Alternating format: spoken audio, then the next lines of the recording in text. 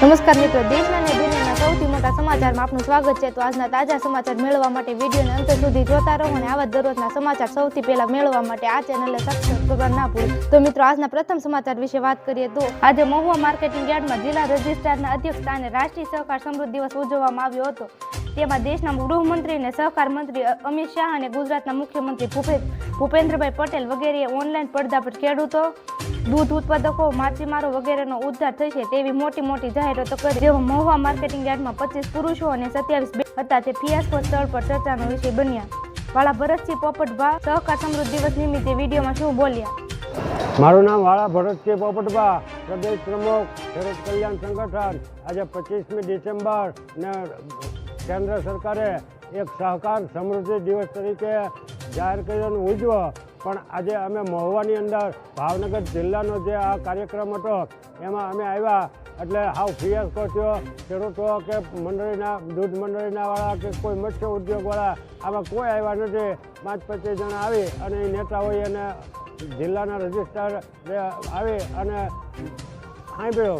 આમાં મૂળ અમિતભાઈ શાહ, દેશના ગૃહમંત્રી અને સહકાર મંત્રી અમિતભાઈ શાહ અને ભૂપેન્દ્રભાઈ પટેલે, ગુજરાતના મુખ્યમંત્રીએ જે વાહિયાત વાતો કરી, ખાલી જાહેરાત પડદા ઉપર બધું સારું દેખાડ્યું, પણ મૂળ સમસ્યા ખેડૂતોની જે છે કે પશુપાલકોની દૂધની જે સમસ્યા છે કે માછીમારોને મચ્છીની જે સમસ્યા છે એમાં આનો ક્યાંય ઉકેલ હોય એવું દેખાતું નથી। પડદા ઉપર મોટી જાહેરાતો કરી, પણ જાહેરાતો કરવાથી કાંઈ ખેડૂતોના, પશુપાલકોના કે મચ્છીમારોના પેટ ભરાવા નથી કે એને કાંઈ સમૃદ્ધિ આવવાની નથી। આ ખાલી વાહિયાત વાતો હતી અને ખોટી જાહેરાત હતી।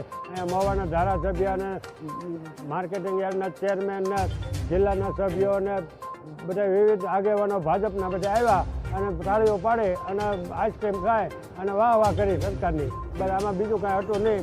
અમે જ્યારે જિલ્લા રજિસ્ટ્રાર સાહેબને પૂછ્યું કે આ મંડળીઓવાળા છે એ ખેડૂતોને ક્યાં કેવી રીતે છેતરે છે અને ખેડૂતોના દસ્તાવેજ કે જે લોન લીધી હોય એ બધા છુપાવી રાખે છે, એટલે ગોળ જવાબ આવીને પહેલાં કે તમને જિલ્લા કલેક્ટરમાંથી એના તમામ દસ્તાવેજો મળે, પછી કે જિલ્લા રજિસ્ટ્રારમાંથી મળે, પછી કે આ મંડળીના જે ખર્ચામાં ગઈ હોય એ અધિકારી જ્યારે મેં કાગળ બતાવ્યા તો કે આ તો સરકારનું પરિપત્ર હોય એટલે ભાઈ 7 વર્ષ પછી નાશ કરી દે। એટલે નાશ ક્યાંનો કરી દો? અમારી કરોડો રૂપિયાની જમીન તમે નાશમાં લીધી હોય અને દસ્તાવેજ તમે નાશ કરી દો એટલે તમે શું સમજો તમારી જાતને?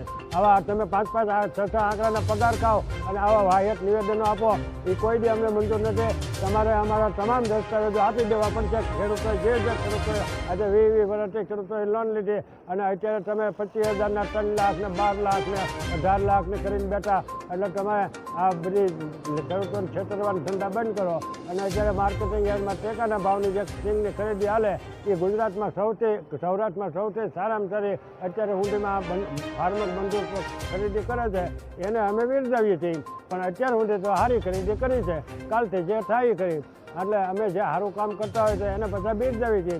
બાકી આ માર્કેટિંગ યાર્ડના નેતાઓને ધારાસભ્યો તાળીઓ પાડી વાહ કર્યા સિવાય બીજું કાંઈ કરતા નથી।